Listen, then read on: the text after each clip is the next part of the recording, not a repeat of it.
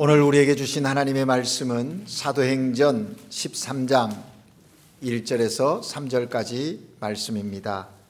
신약성경 209면 사도행전 13장 1절에서 3절의 말씀을 한 목소리로 함께 봉독하겠습니다.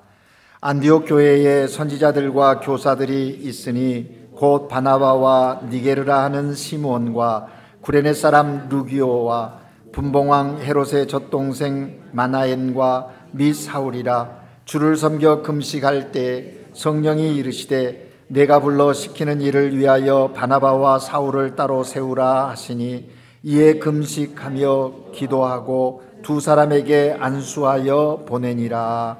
아멘. 시온 찬양대가 하나님께 찬양 드립니다.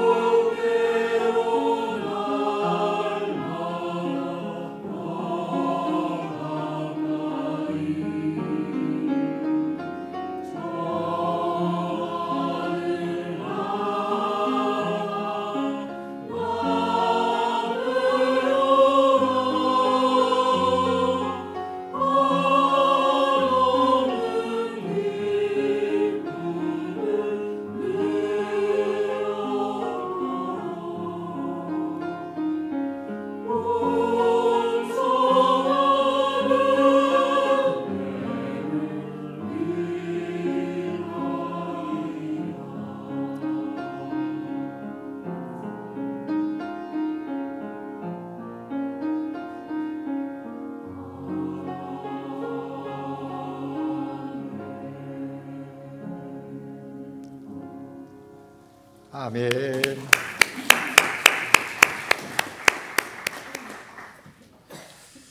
할렐루야. 오늘은 성령 강림 주일입니다. 예수님께서 부활하시고 50일째 되는 날 성령의 오심을 기념하는 그런 절기입니다. 이날은 예수님이 약속하셨던 성령이 기도하던 사람들에게 임했던 날, 그래서 교회가 시작되었던 날이기도 합니다. 성령의 오심을 기념하면서 오늘 우리는 성령 강림절 예배를 드립니다. 여러분, 성령님이 2000년 전에 마가다락방에 임하신 후에 성령님의 활동이 멈춘 것이 아닙니다. 그치지 않으셨습니다. 지금도 우리의 마음속에 우리의 예배 가운데, 우리의 교회 가운데, 우리의 삶 가운데 동행하고 계심을 믿으시기 바랍니다.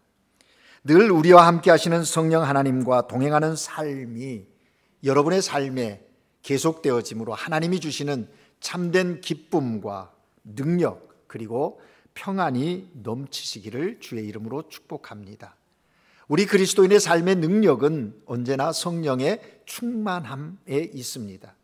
그래서 매 순간 우리는 성령님을 사모해야 하고 성령님이 내 삶에 임재하셔서 늘 우리의 삶 가운데 하나님의 영광을 볼 수 있도록 역사하시기를 소망하며 믿음의 삶을 살아가야 합니다. 오늘 하나님께 예배드리는 여러분 모두가 그러한 성령의 충만함을 덧입고 매 순간 승리하시기를 주의 이름으로 축복합니다. 여러분, 저는 어렸을 때 시골에서 살았습니다. 시골 할머니 집에 가면 아궁이에 군불을 떼서 방을 따뜻하게 했습니다. 우리 나이 드신 어르신들은 아궁이가 뭔지를 알지만 젊은이들은 잘 몰라요. 사진 한번 보여줄래요? 예. 옛날 우리 한옥 가옥에 가면 저렇게 아궁이가 있어서 불을 지펴서 방을 따뜻하게 하고 음식을 만들어 먹었습니다. 아궁이에 마른 나무와 마른 솔가지를 태우면 연기가 나지 않고 불이 활활 잘 탑니다. 그런데 젖은 나무와 젖은 솔가지를 태우면 타지 않고 연기만 잔뜩 피워서 눈을 맵게 하고 눈물을 흘려야만 했던 그런 기억이 저에게 있습니다. 여러분, 우리의 믿음의 삶도 마찬가지입니다.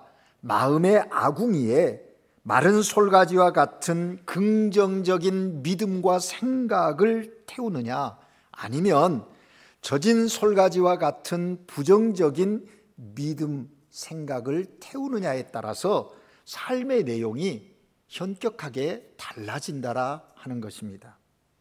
가정과 교회 공동체도 아궁이에 마른 솔가지와 같은 긍정적인 믿음의 생각을 태우면 정말 삶이 행복해지고 기쁨이 있고 삶의 은혜가 넘치게 됩니다. 그런데 젖은 솔가지와 같은 부정적인 믿음 생각을 태우게 되면 삶이 힘겨워집니다. 가정도 공동체도 서로에게 어려움을 겪게 한다라는 것이죠. 그런데 여러분, 젖은 솔가지가 많으면 적은 마른 솔가지가 그 젖은 솔가지가 많기 때문에 제 기능을 발휘하지 못해 제대로 불이 붙지 않아요. 그러나 마른 솔가지가 많으면 적은 젖은 솔가지는 마른 솔가지가 탈 때 마르면서 함께 타서 활활 타오를 수 있다는 거예요. 우리의 삶의 아궁이도 마찬가지입니다. 젖은 솔가지와 같은 부정적인 믿음의 생각이 아니라 마른 솔가지와 같은 긍정적인 믿음의 생각이 많아서 태워질 때, 많은 공동체 안에 그런 생각이 많아서 탈 때 거기에 시너지 효과가 나타나게 된다는 것이죠. 오늘 하나님께 예배드리는 여러분 모두는 여러분의 삶의 아궁이에 정말 긍정적인 믿음, 긍정적인 생각을 가지고 하나님의 살아계심, 성령 하나님의 함께하심을 믿고 모든 삶을 담대히 살아가시는, 꾸려가시는 하나님의 사람들 되기를 바랍니다. 우리 한국인 교회 공동체 안에 이러한 긍정적인 믿음의 생각들이 많아지기를 원합니다.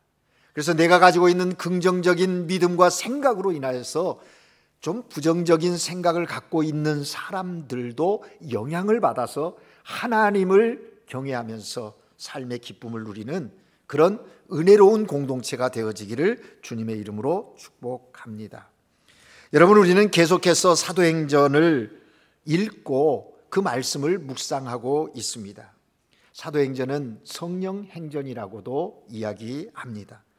왜냐하면 예수님께서 부활하시고 승천하신 후에 성령이 오셔서 역사하심으로 예수 그리스도의 복음이 어떻게 증거되어졌는지, 전파되었는지를 기록하고 있는 역사서가 사도행전이기 때문입니다. 특별히 사도행전의 가장 핵심적인 요절이 뭐냐라고 묻는다면 그것은 여러분이 이미 암송하고 있는 사도행전 1장 8절의 말씀입니다. 사도행전 1장 8절의 말씀을 보면 사도행전 전체에 대한 진행의 구조를 이해할 수 있기 때문입니다. 그래서 이 시간 우리 함께 사도행전 1장 8절을 찾아서 읽어보기를 원합니다. 아마 이 말씀을 암송하고 계시는 분들도 있을 거예요. 애우신 분들은 그냥 성경 보지 말고 애우시고 아직 못 외웠다면 괜찮습니다. 사도행전 1장 8절 말씀을 다 같이 지금 한번 읽겠습니다. 시작. 오직 성령이 너희에게 임하시면 너희가 권능을 받고 예루살렘과 온 유대와 사마리아와 땅끝까지 이르러 내 증인이 되리라 하시니라. 아멘. 여러분, 이 말씀, 이 요절을 잘 생각해 보면 사도행전 전체의 구조를 이해할 수가 있습니다. 사도행전은 크게 두 부분으로 나뉘어집니다. 첫 번째 부분은 예루살렘과 유다와 사마리아 지역에, 다시 말해서 유대 문화권 안에 어떻게 복음이 증거되어졌는가, 성령 하나님께서 어떻게 예수가 그리스도이심에 대한 복음을 전하고 계시는가 하는 것이 기록되어져 있습니다. 이 유대 문화권의 중심적인 교회가 어떤 교회입니까? 예루살렘 교회입니다. 예루살렘 교회가 어떻게 모이게 되었습니까? 성령 하나님께서 그들 가운데 임재하셔서 그들을 모이게 하셨고, 또한 그들을 흩어지게 하셔서 결국 유대와 사마리아까지 복음을 전하게 하셨습니다. 그 복음 사역의 핵심적인 중심적인 인물이 누구입니까? 베드로입니다.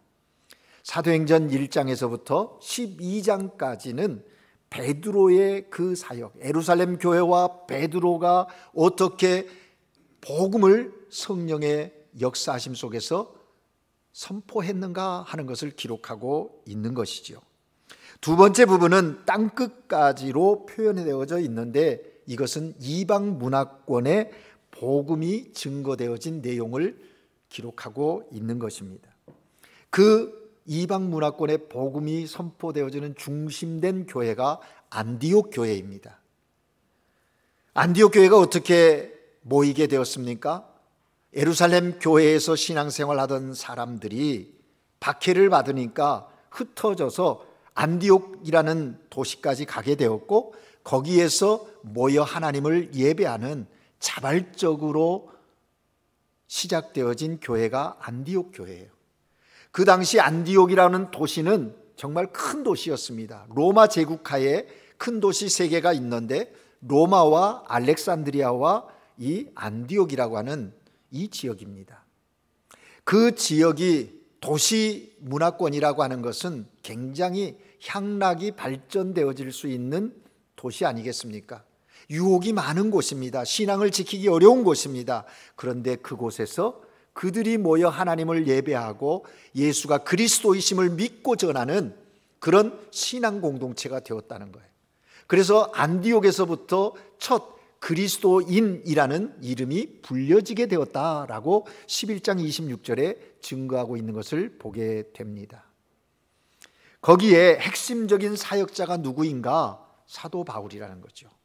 그러한 내용이 13장에서부터 마지막 28장까지 기록되어져 있는 것입니다.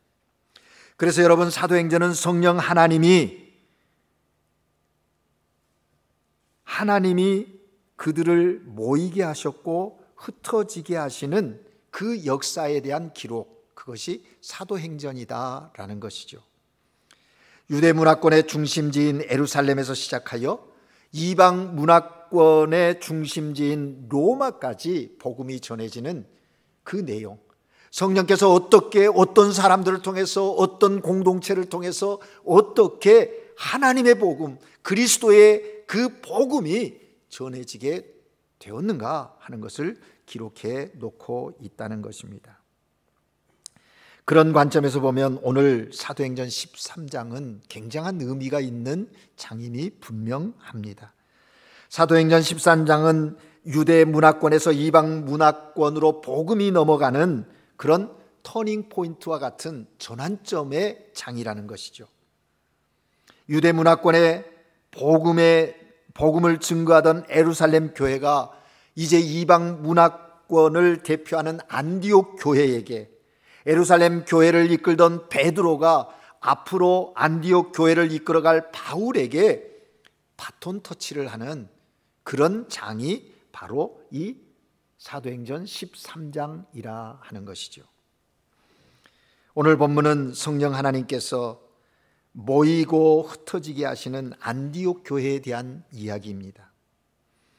앞서 말씀드린 대로 안디옥 교회는 마른 솔가지, 긍정적인 믿음의 생각이 많은 사람들로 모여있는 교회였음이 분명합니다. 오늘 우리가 읽은 1절의 말씀을 보면 그런 역할을 하는 사람들의 이름이 증거되어지고 있어요. 그들을 통해서 안디옥 교회가 하나님 안에서 얼마나 성숙한 교회였는가, 그것을 우리가 확인할 수 있다는 것입니다. 1절 말씀을 다시 한번 읽겠습니다. 오늘 본문 1절 말씀을 우리 함께 다시 읽습니다. 시작.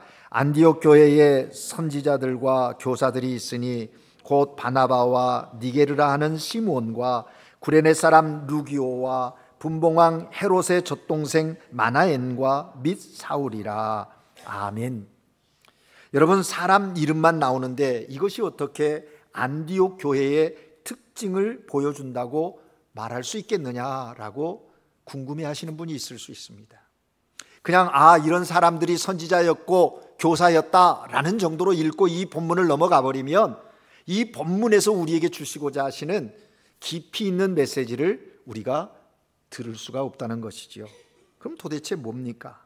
바나바, 시므온, 루기오, 마나엔, 사울 5사람, 이 사울이라는 5사람은 안디옥 교회를 이끌어갔던 선지자요 교사, 리더들, 지도자들이었다는 겁니다. 이들을 곰곰이 한 사람 한 사람을 묵상해 보면 안디옥 교회가 얼마나 열려있는 교회인가 하는 것을 알게 된다라는 것입니다. 바나바는 안디옥 교회를 돌보라고 모교회와 같은 예루살렘 교회에서 안디옥에 파송된 교회 지도자가 바나바입니다. 니게르라 하는 시므온, 그는 누구냐? 여기 니게르라는 말은요, 네그로라는 말과 같은 거예요. 다시 말해서 흑인인 시므온이라는 말입니다. 또 구레네 사람 루기오라고 했는데 이 구레네라는 이 지역은 지금의 리비아 지역에 해당해요. 북아프리카 지역에 해당하는 곳이에요. 그러니까 북아프리카 사람 루기오라고 하는 것이죠. 그러니까 여러분, 안디옥 교회 안에 5명의 지도자가 있는데 거기에 2명이 흑인 지도자였다라는 이야기입니다. 어디 그뿐입니까? 또 마나엔이라고 했는데 그 앞에 뭐라 그랬어요? 분봉왕 헤롯의 젖동생이라고 얘기하고 있습니다. 어렸을 때부터 헤롯 왕과 함께 같은 유모 밑에서 젖을 먹었고 자란 그런 친척임을 알 수가 있는 것이죠. 그러니까 그의 신분이 뭡니까? 왕족이든지 귀족이었을 것이다 라고 생각하는 것이죠. 혈통으로 보면 아마 헤롯의 혈통인 에돔 사람일 것이라고 학자들은 이야기합니다. 이 에돔 사람은요, 유대인들이 가장 싫어하는 그런 혈통인 거예요. 바나바와 사울은 유대인입니다. 여기 사울이 누구인지 여러분 이미 아시지 않습니까? 예루살렘 교회를 박해하는 일을 앞장섰던 청년이고, 그가 부활하신 예수님을 만난 후에는 유대교에서 기독교로 개종하여서 이제 그 이후에 바나바가 안디옥 교회로 데려와서 함께 사역을 하는 그런 지도자가 되었다는 거예요. 이 사울 청년이 나중에 바울이지 않습니까? 여기 이렇게 면면이 나타나는 5명의 사람들을 살펴보면 안디옥 교회를 이끌어가는 이 5명의 지도자들, 그들 가운데 예수 믿는 그것을 제외하고는 공통점이 하나도 없다라고 하는 것입니다. 사회적으로, 인종적으로, 지리적으로, 신분적으로, 세대적으로도 차이가 있는, 전혀 어울릴 수 없는 것 같은 사람들이 여기 있다는 것이죠. 그런데 놀라운 것은 이들이 하나가 되었다라는 거예요. 어디 안에서? 예수 그리스도 안에서, 복음 안에서 하나가 되었다는 거예요. 다양한 사람들이 예수 안에서 하나가 되어 교회를 섬기고 아름다운 조화를 이루어 가고 있다라는 겁니다. 전혀 어울리지 않을 것 같은 사람들인데 그 다양함이 주 안에서 함께 그리스도의 몸을 세워가는 놀라운 일을 이루어 가고 있다라는 것입니다. 다양성이 예수님을 중심으로 하여 통일성을 이루었다라는 것, 이것이 교회의 모습이에요. 여러분, 오늘 우리 한국인 교회는 어떻습니까? 여전히 우리 교회를 봐도 정말 다양하지 않습니까? 어느 한 부분 같은 사람이 없는 것 같은데 여기 함께 모여 하나님을 예배하는 것, 놀라운 하나님의 은혜가 아닐 수 없습니다. 여러분, 퀼트라는 것 아십니까? 퀼트는 이런저런 천조각, 사진 한번 보여주시겠어요? 이런저런 천조각을 바느질하여서 생활 소품을 만드는 거예요. 이미 여러분 집에 한두 개 정도 있는 사람도 있을 거예요. 이런 걸 만들어 보신 분도 계실 줄 압니다. 어떤 사람은 커다란 이불을 만들기도 하고, 어떤 사람은 쇼핑백을 만들기도 하고, 자그마한 가방, 손가방을 만들기도 하는 거죠. 전혀 어울리지 않을 것 같은 천조각인데 그것을 이리저리 맞추어 바느질을 하면 천조각이 서로 조화를 이루어 하나의 작품을 만들어내는 거예요. 안디옥 교회가 이런 교회였다는 겁니다. 퀼트와 같은 그런 교회였어요. 전혀 어울릴 수 없는 사람들인데 성령님께서 말씀의 바늘을 가지고 이리저리 꿰매어 놓으니까 하나가 되어서 하나님이 원하시는 거룩한 공동체로, 그 지역 속에서 구별된 그리스도인의 공동체로 사회에 영향력을 끼치는 그런 믿음의 공동체가 되었다라는 것입니다. 여러분, 그렇습니다. 교회는 각양각색의 사람들이 모입니다. 생각과 경험이 다른 사람들 함께합니다. 개인적으로 보면 세상에서 만날 이유가 전혀 없는 사람이기도 하지요. 어떻습니까, 여러분? 한국인 교회 아니었다면 전혀 만나 보지도 않을 사람 여기 함께 있는 것 아닙니까? 그런 사람들이 예수 안에서 하나가 되어서 하나님 나라를 전하는 그리스도의 향기, 그리스도의 편지가 되었다라는 것, 이거 하나만 생각해도 놀라운 축복이 아닐 수 없습니다. 교회 안에 사람의 주장이 커지면요, 하나님이 우리에게 주신 그리스도의 편지됨, 그리스도의 향기됨을 드러낼 수가 없습니다.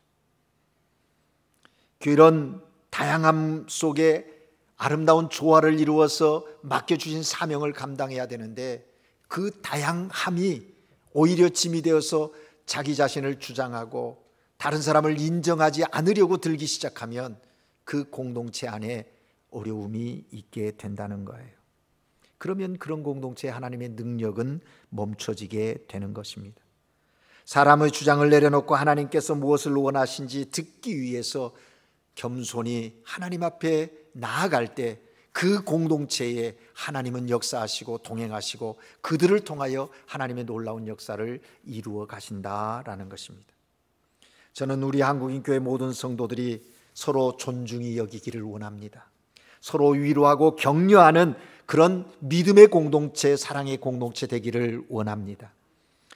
맡겨주신 직분을 충성되이 감당하면서 주 안에서 함께 지어져가는 아름다운 협력이 있는 그런 생명 공동체, 선교 공동체가 되기를 원하는 것입니다. 또한 한국인 교회가 우리끼리만의 문화 속에 갇혀 있는 교회가 되지 않기를 바랍니다. 오늘 안디옥 교회 보면 다양한 종족, 다양한 민족이 함께 모여 하나님께 찬양하고 하나님이 주신 사명을 위해서 순종하는, 헌신하는 그런 공동체였다는 것입니다. 그런 교회가 되어서 우리 가까이 있는 지역사회를 품고 또 넓게는 아르헨티나 사람들에게도 복음을 전하며 함께 어우러지는 그런 열려있는 교회 되기를 원합니다. 오늘 특별히 현지인 형제 자매들이 함께 예배에 참여했어요. 너무 감사해요. 저들이 오늘 예배 참여한 것은 이 지역소에 어떻게 복음을 함께 전할 수 있을까? 우리 선교위원회와 함께 의논하면서 새로운 복음 증거의 그런 토대를 만들기 위한 그런 귀한 모임을 갖기 위해서 이곳에 방문했고 예배에 참여한 것입니다. 여러분, 이러한 안디옥 교회 멋있지 않습니까? 이건 안디옥 교회만 그런 교회일까요? 오늘 현대의 교회는 이런 교회가 되어질 수 없을까요? 그렇게 되기 위해서 우리는 어떻게 해야 합니까? 안디옥 교회 가운데 두 가지 우리가 초점해서 배워야 할 것이 있다고 생각합니다. 먼저는 안디옥 교회는 성령의 음성 듣기 위해서 하나님께 예배하며 기도하는 열심이 있는 교회 성도들이었다라는 것입니다. 오늘 우리가 읽은 본문 2절 함께 읽겠습니다. 본문 2절 말씀 같이 읽습니다. 시작. 주를 섬겨 금식할 때 성령이 이르시되 내가 불러 시키는 일을 위하여 바나바와 사울을 따로 세우라 하시니 아멘. 여기 주를 섬겨라는 말은 하나님께 예배 드림을 의미합니다. 뿐만 아니라 금식할 때라는 것은 기도할 때라는 얘기. 다시 말하면 이 2절은 안디옥 교회 성도들이 주님께 예배를 드리며 기도할 때에 성령이 이르시되 이렇게 번역해도 틀림이 없는 거예요. 그러니까 다시 말하면 저들은 하나님 교회에 모여서 하나님께 예배하고 기도하는 것을 무엇보다 소중히 여기는 사람들이었다라는 것입니다. 여러분, 믿음의 사람에게 있어서 가장 기본이 뭐라고 생각합니까? 그것은 하나님을 향한 예배와 기도의 삶, 그것입니다. 예배와 기도를 소홀히 하면서 하나님께서 원하시는 것이 무엇인지를 알기 원한다라고 하는 것은 모순일 수밖에 없습니다. 나를 향한 하나님의 원하심, 우리의 가정과 우리 교회 공동체를 향한 하나님의 원하심을 알기를 원한다면 우리는 하나님께 예배드리는 것과 기도하는 일에 집중해야 할 것입니다. 하나님과 깊은 교제를 나누지 않으면서 하나님의 뜻을 제대로 알 수 있다? 알 수 없는 거예요. 그러기에 우리는 늘 주님 보좌 앞에, 은혜의 보좌 앞에 나가고 하나님께 기도해야 하는 거예요. 안디옥 교회는 그렇게 예배와 기도의 열심이었다라는 것입니다. 여러분, 예배는 하나님을 만나는 것이고 기도는 하나님과 대화하는 것이에요. 하나님과의 만남, 하나님과의 대화, 그 소통이 건강해야 우리의 삶의 모든 것이 질서정연해질 수 있다는 거예요. 방향이 흔들어지지 않는 거예요. 내 삶의 목적과 정체성과 방향이 올바로 잡히게 된다라는 것입니다. 바라기는 우리 한국인교회 성도들이 성령의 음성 듣기 위해서 하나님께 예배하고 기도하기를 힘쓰는, 그걸 소홀히 하지 않고 집중하는 하나님의 사람들 되기를 바랍니다. 하나님께 예배하고 기도하는 사람들에게 성령의 음성이 들려지는 거예요. 오늘 본문에 보면 그들에게 성령이 이르시되라고 말씀하고 계시지 않습니까? 또 한 가지 중요한 것은 안디옥 교회는 성령의 음성을 듣고 순종하는 교회 성도들이었다라는 것입니다. 여러분, 좋은 그리스도인은 말씀하시는 성령의 음성을 잘 듣고 순종하는 사람입니다. 우리가 아무리 귀를 열고 말씀을 듣는다 할지라도, 말씀하시는 성령의 음성을 들었다 할지라도 순종하지 않는다면 그 음성 들음은 능력으로, 삶의 영향력으로 나타나지 않는 것입니다. 아무 소용이 없다는 거예요. 안디옥 교회 성도들은 성령의 음성을 듣자마자 즉각 순종했습니다. 오늘 본문 3절이 그 내용이에요.